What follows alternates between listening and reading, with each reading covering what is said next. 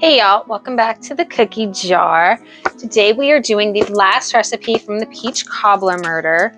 It's the 14th recipe. They are called the chocolate overload cookie bars. That page. And this page. For this recipe, we are preheating the oven to 350, so we're baking right away. For the crust, it says you will need 1.5 cups of flour, 1/4 cup of cocoa powder, 3/4 cups sugar, 3/4 cup softened butter, 1.5 sticks. You'll basically mix the dry ingredients together and then cut in the butter, or you can throw it all in the food processor with chilled butter, which obviously I'm gonna do.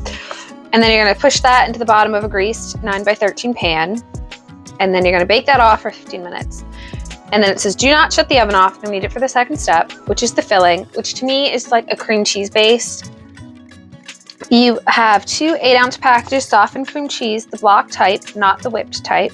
1 cup mayonnaise, 1 cup sugar, 4 eggs, 2 cups melted chocolate chips, a 12-ounce bag, and 2 teaspoons of vanilla. Now, it says you can do this by hand, but it's a lot easier in an electric mixer. Basically, you're gonna beat up the cream cheese till it's soft, add mayonnaise until it's smooth, gradually add the sugar and then the eggs one at a time. And then it says melt the chocolate chips in a microwave safe bowl for 3 minutes. And then, chocolate chips may retain their shape, so to stir them to see if they're melted, let them cool a minute or two, and then gradually add the chocolate, mixing thoroughly, then add the vanilla. And then you pour that over your crust. And then you put it all back in the oven for 350 for 35 minutes, and then you let it cool to room temperature and then refrigerate it for 4 hours. And then brownie size bars. Garnish the bars with strawberries, whipped cream, or powdered sugar if desired. Now, the one thing that I do not like about this new market edition is that after you finish that, it goes into wedding cake murder, which, if I'm not mistaken, this is the 7th book in the series. And the wedding cake murder is like, what, the 12th? Yeah, it's like the 19th. So why they would put the wedding cake murder excerpt at the back of this one really makes no sense to me. I don't like that. But that's my little rant at the moment. So everything is all laid out in the kitchen. Let's get in there and get started. Here is everything we are going to be using today. Okay, so the first thing we're doing is the crust, which we're going to take the 1.5 cups of flour,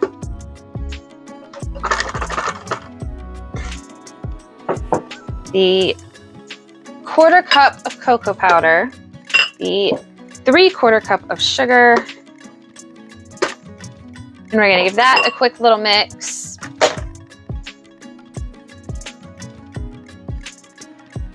Now we're going to add in our butter, which I have put into tablespoons just to kind of give it easier to get in.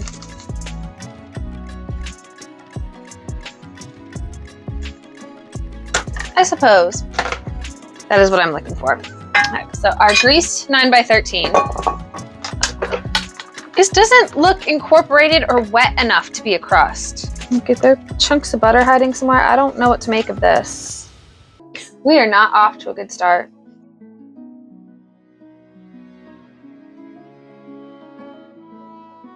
Try to shimmy it out a little bit.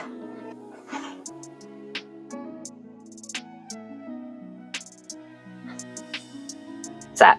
Now this will go in the oven for 15 minutes. This is what came out of the oven. So now we're just going to let that sit over there while we work on the filling. So of course I am not doing this by hand because no arm muscles. I have none. That would take ages. So the first thing I'm going to do is I'm going to stick the 2 cups of chocolate chips in the microwave for 3 minutes. So while those are getting all their melt on, we're going to take the 2 blocks of cream cheese, and I'm just gonna let that beat while that melts.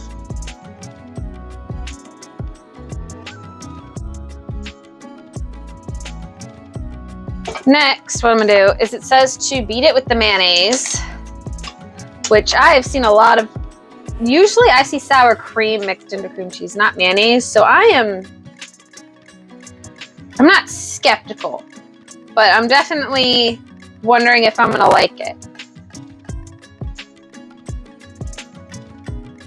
I don't know how melted these are supposed to be, but they don't seem melted at all. So I melted my chocolate chips, but this is what I ended up with. I feel like it'd be smoother if you added cream or something to it, but it didn't say to do that, so we're not going to. We're just gonna kind of ride with it, I guess, and hope that mixing it into that helps it out. All right, so we're gonna let that cool off, like it says, and we're going to start gradually adding the sugar to our cream cheese and mayonnaise.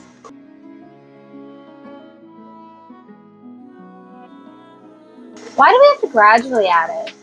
Like, what is the point of that? Is there a purpose? Now we're adding the eggs one at a time.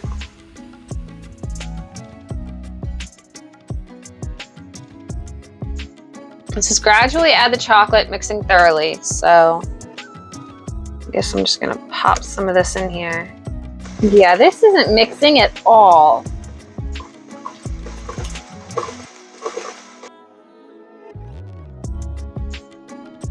It's staying chunky. It's not incorporating at all.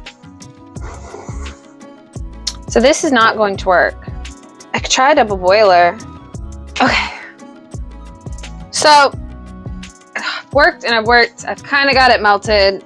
Not much. Milk chocolate was probably the wrong way to go for this, but it didn't specify. So that's what I ended up grabbing.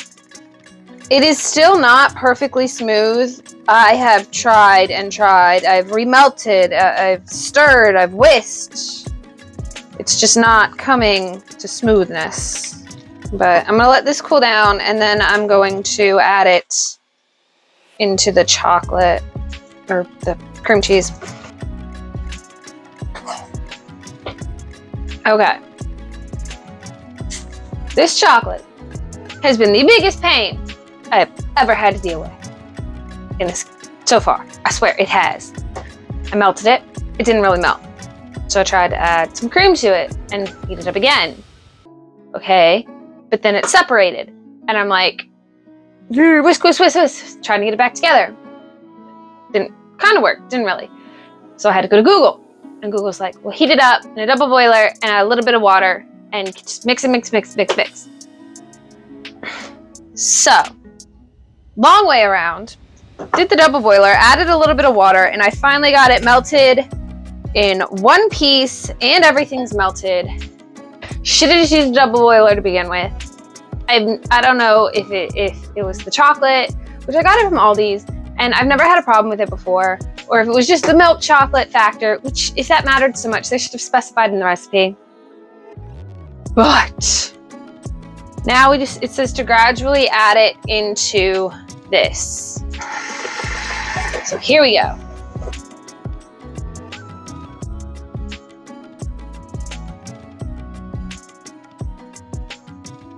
Lastly, we have our 2 teaspoons of vanilla. And y'all, how hard I had to fight that chocolate. I don't even want to make this anymore. Like, it has disillusioned me for this whole thing. I got bits of cream cheese floating. I've got bits of chocolate. I don't even know. There's just so many things wrong with this right now.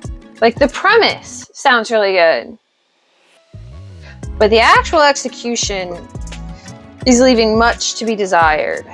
Things are not coming together the way I want them to. So here we have our crust.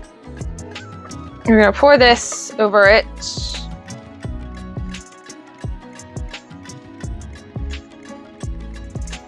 Here is what we have before it goes in the oven. So it'll go back in the oven for 35 minutes. Okay, so I just pulled this out of the oven at 35 minutes.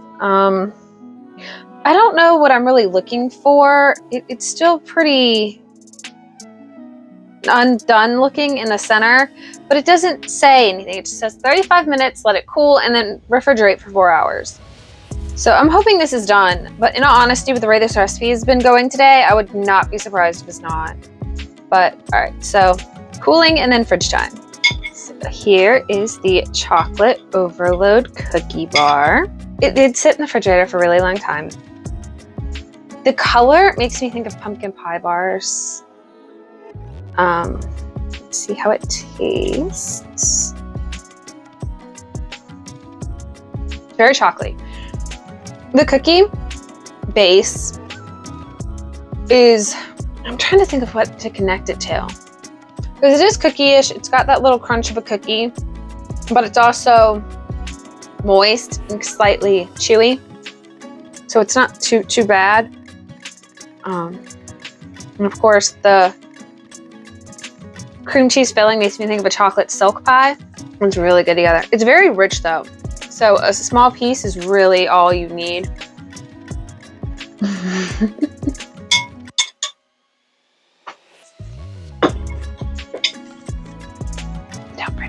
I will finish that. Don't worry.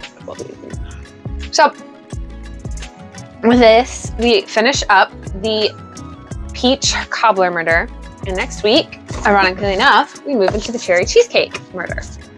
So the first recipe for this are the cocoladas, which is a coconut and chocolate chip cookie. If you are interested in seeing that, join us next week. Hope you love this. Have a good one. Bye, guys.